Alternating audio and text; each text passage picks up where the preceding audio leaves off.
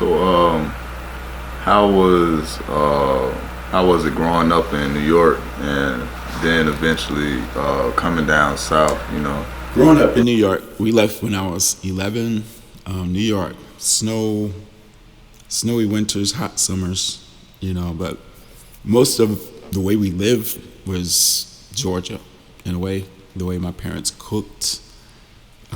We were in a town called North Rose, which is about 8 miles off Lake Ontario, and it's apple growing country.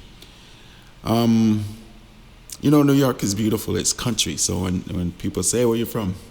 It's in New York. Well, how you get from the big city? And I go, no. Trust me, it's country. It's country. Yeah. It's more country in some ways, but it was a different kind of country, than what we have here in Georgia. It's still cornfields, cattle, but we were near places like Rochester, and it was pretty diverse. I would say this part of New York was kind of, at the time, the target of a tourism campaign to let the world know, hey, there's another New York. Instead of the Big Apple, you got this area called the Finger Lakes. We used to drive through the Finger Lakes region, going to church, going out to eat, shopping trips, And in a lot of ways, it was just country, but a lot of progress at the same time. It was a different feel when we moved to Georgia. And Cochran, from my perspective as a sixth grader, the schools were different. It was a little bit more basic. Up there we had art, culinary classes, theater,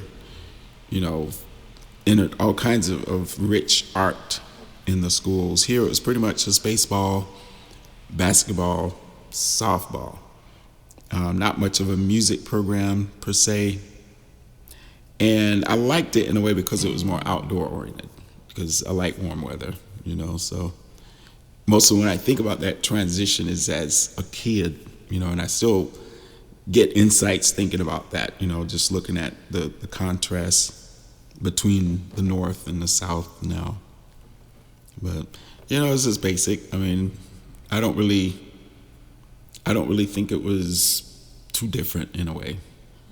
Yeah. Yeah. Well, I know it was cold for one, that's for sure. Yeah, I don't think I could deal with cold winters, because usually by March I'm ready for it to just get warm. Up there it stays cool. And, again, like I said, I love warm weather. I was so happy when we stepped out of the car after driving out of 1.5 feet of snow, and it was 75 degrees. I was like, I'm in heaven. But as a kid, New York is fun, digging tunnels in the snow, and the blizzards come, you're out of school, if it's a big blizzard. But, I like warm weather. I wouldn't want to deal with that as an adult compared to, just being here. And my dad was World War II military, and my mom, she was working, she went through several transitions. She's a nurse, but she worked for a while at a place called Parker Hannafin. I just remember that name. And I remember him having to shovel the driveway so she could get out to go to work, because he was actually at home with us, with his military benefits and stuff. And, I